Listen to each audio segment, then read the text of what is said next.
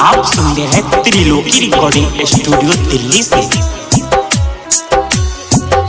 घरे घरे अचारा फैलली हम छठी मैया हे हमारा गोदिया में ददिया ललनावा हे छठी मैया हे हमरा अचारा में ददिया ललनावा हे छठी मैया है। Mix by DJ Umesh Sukhipur Bazar Nepal. Mix by DJ Umesh Sukhipur Bazar Nepal. Mix by DJ Umesh Sukhipur Bazar Nepal.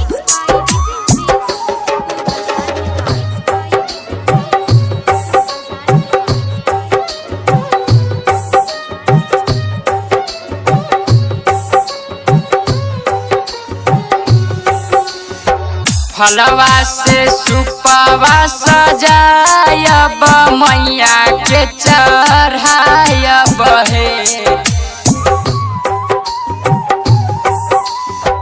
फलवा से सुपवा सजायब मैया के चढ़ायब हे। मैया अही के सुपवा सजायब रख देखायब हे।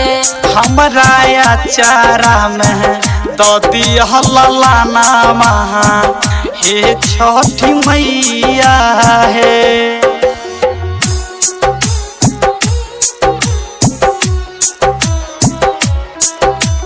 Music by DJ Umesh Sukhipur Bazar. आइए के दिन हम घटिया सजायब छठी मैया हे। आइए के दिन हम घटिया सजायब छठी मैया हे हमरा अचारा में ददिया ललनावा हे छठी मैया हे हमरा अचारा में ददिया ललनावा हे छठी मैया हे। Mix by DJ Umesh Sukhipur Bazar Nepal. Mix by DJ Umesh Sukhipur Bazar Nepal.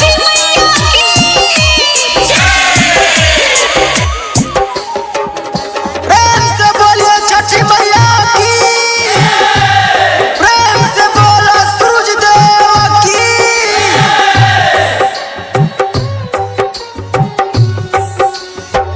गाये के घुए से दीप जरायब छठी मैया हे।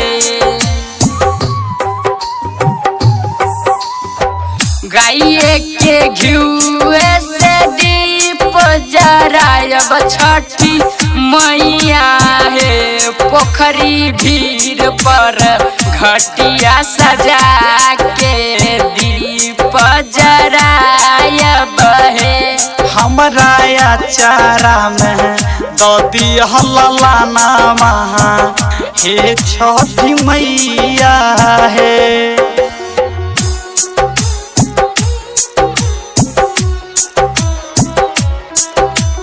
Music by DJ Umesh Sukhipur Bazar. केरा के घौरे चढ़ायब हम छठी मैया हे।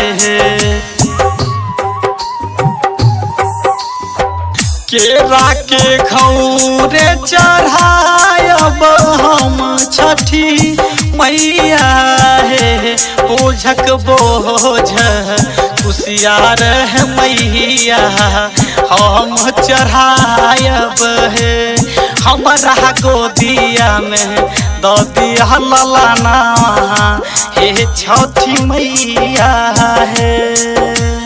प्रेम से बोलिए छठी मैया की। प्रेम से बोलो सूरज देव की। सुखीपुर बाजार नेपाल।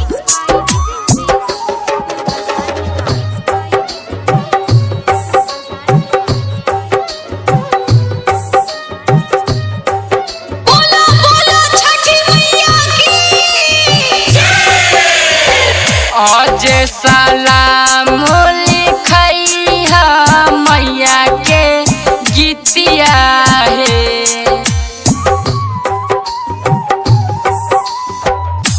अजय सलाम लिखई है मैया के गीतिया है। प्रेम मिथिलांचल असलम है मैया गावैया गीतिया है।